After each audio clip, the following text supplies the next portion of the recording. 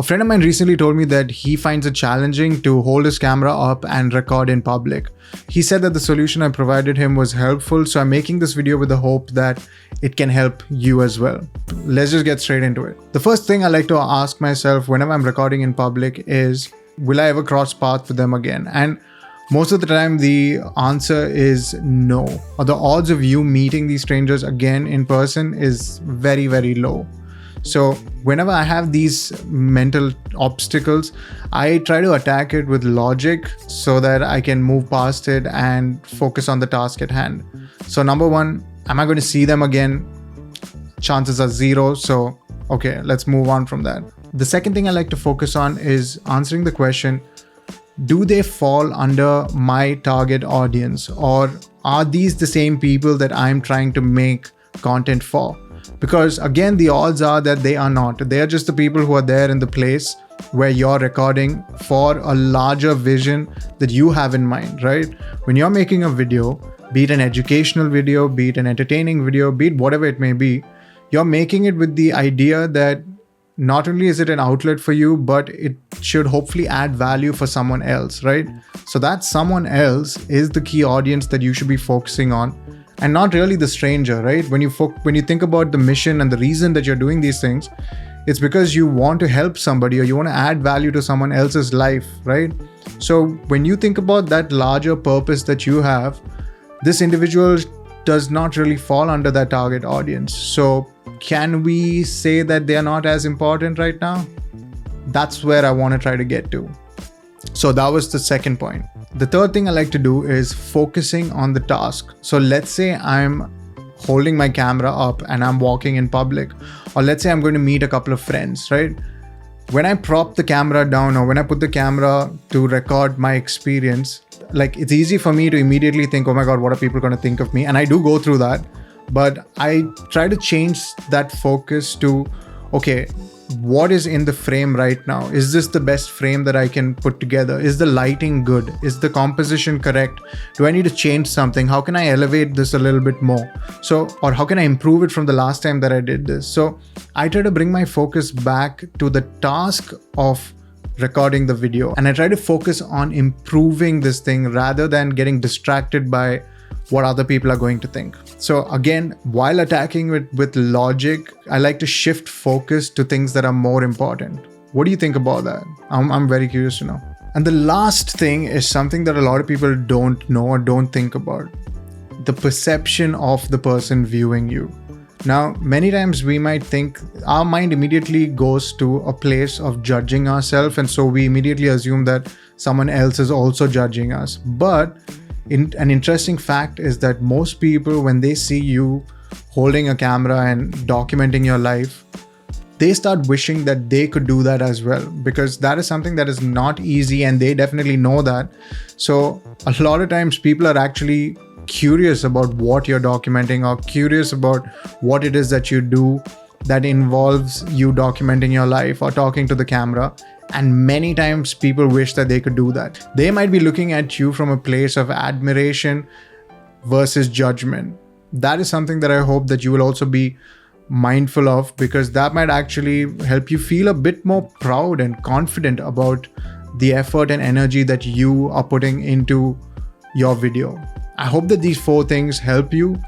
Now I want to do something a little more interesting. When I was researching on this topic and I watched this video, I noticed that there were a lot of comments of people sharing their individual challenges. So I figured, okay, you know what? Why don't I showcase those, and I'll tell you what my perspective is on that. And if it is helpful for you, let me know. So this person says, I'm here because it's embarrassing to talk to the camera while my family is in the house listening while recording. This is an easy one. Is your family member part of your target audience?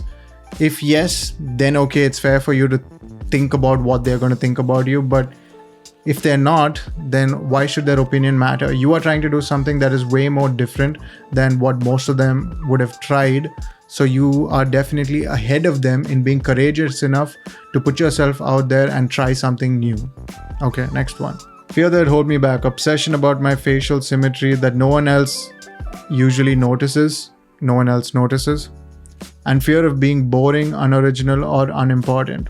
If you speak your truth and if you are sharing your own unique experiences, your own unique thoughts, it's less about being boring, but more about being original, because you, by definition, your experience and your thoughts are unique and original. So as long as you're not trying to copy someone else or just verbatim say something that someone else has already said it, the way that you say it will always be unique. Something to think about.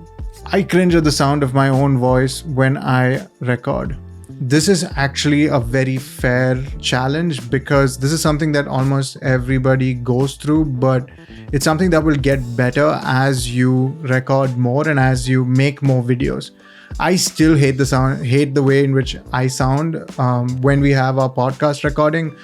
I do not enjoy editing that because I absolutely hate the way I sound, but others don't really think about it as much. So try to move on from that by focusing on the task and focusing on the output and the purpose of whatever it is that you are making.